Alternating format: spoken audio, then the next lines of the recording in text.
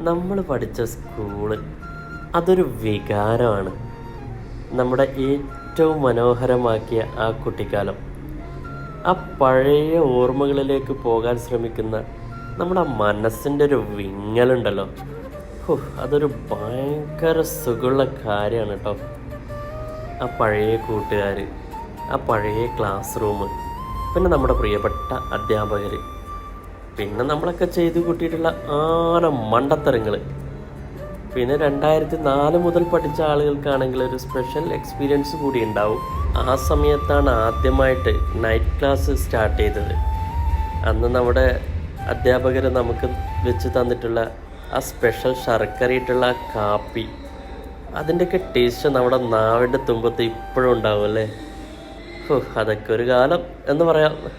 ഇപ്പം നമ്മുടെ സ്കൂളൊക്കെ അങ്ങ് മാറി, നമ്മളറിയില്ലേ, അട്ടാ ബട്ടൽ അങ്ങ് മാറി.